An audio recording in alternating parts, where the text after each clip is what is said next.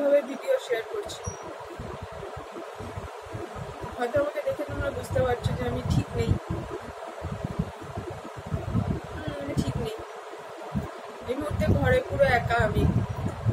মা চলে গেছে কোথাও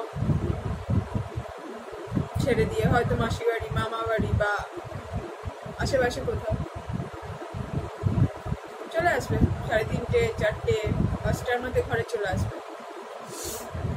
একটু ঝামেলা হয়েছে সকালবেলা মায়ের সাথে আমার।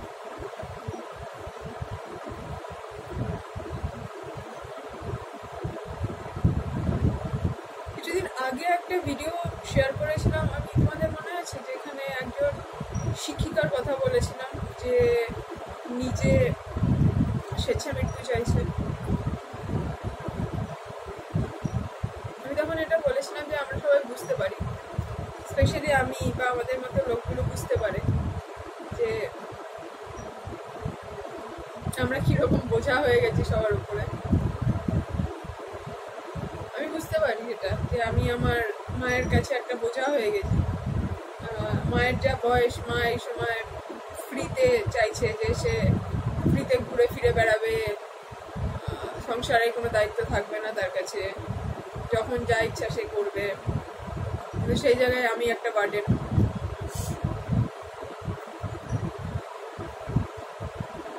এক সময় ভাবি যে সত্যি হয়তো বাবার পেনশনটা নেই,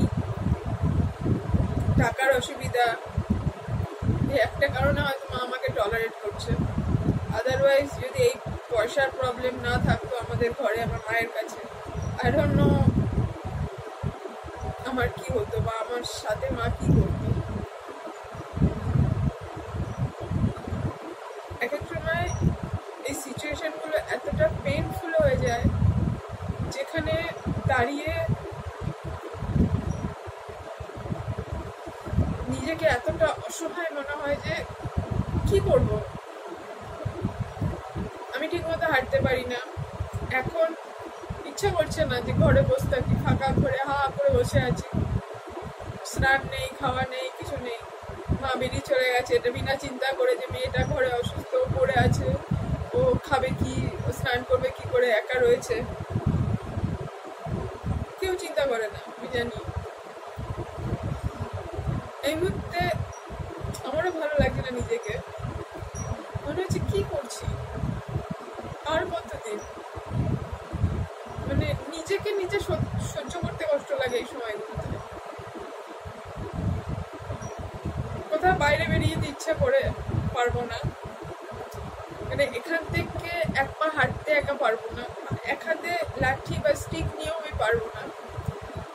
কোথায় যাবো? এই পৃথিবীটা অনেকটা বড়, কিন্তু একজন মহিলা বা মেয়ের জন্য ঠিক অতটাই অসুরক্ষিত। আর আমাদের মতো সিচুয়েশনে যারা আছে, যে তারা না ছুটতে পারবে, না নিজেকে বাঁচাতে পারবে, না কিছু করতে পারবে, আমাদের মতো লোকেদের জন্য তো এই দুনিয়াটা আরো বেশি ডেঞ্জারাস। সেই জায়গায় ভয় লাগে, মনে হবে কোথায় যাবো, কার কাছে হেল্প চাইবো, কাকে বলবো যে ভাল লাগছে না। আরো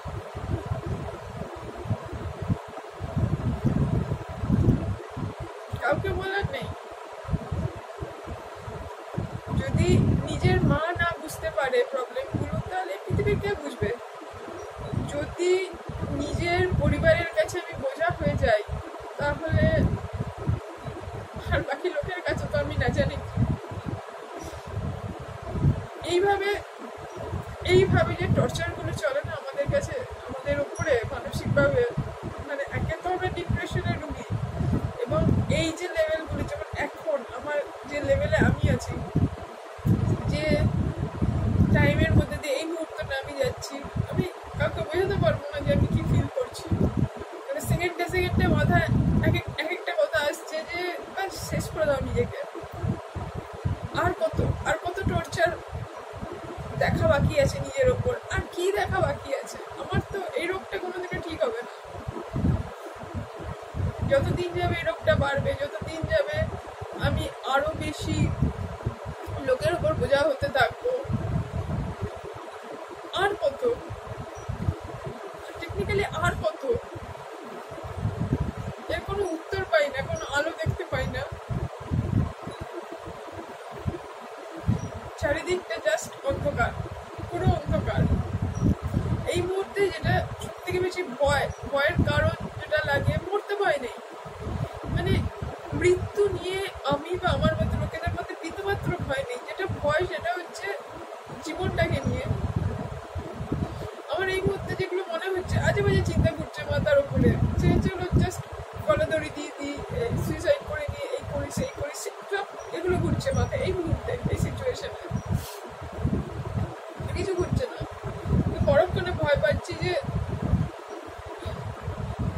যদি কিছু করতে যাই, যদি সেটা সাকসেসফুল না হয়, তাহলে আরো বড় বোঝা হয়ে যাব। তখন জীবনটা কিভাবে চলে, তখন যে কথাগুলো শুনবো সেগুলো কিভাবে নেব। এখন নিজের কাজ নিজে সব করতে পারি, নিজে কাজ করছি, নিজে যতটাই ইনকাম করতেছি, সেটা করার পরেও এত কিছু, এত অবহেলা, এত লাঞ্ছনা, এত কিছু সহ্য করতে হয়। কিন্তু এক্স্যাক্টলি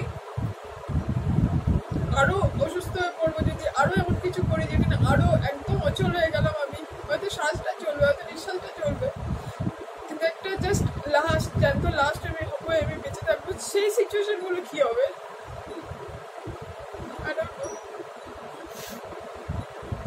ভালো লাগবে না।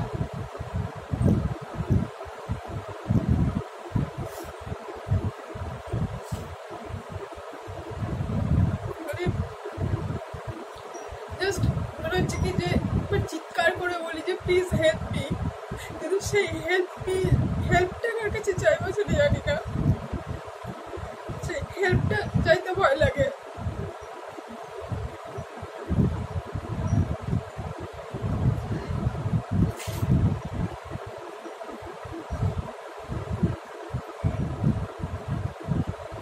ভালো লাগছে না, জাস্ট ভালো লাগছে না।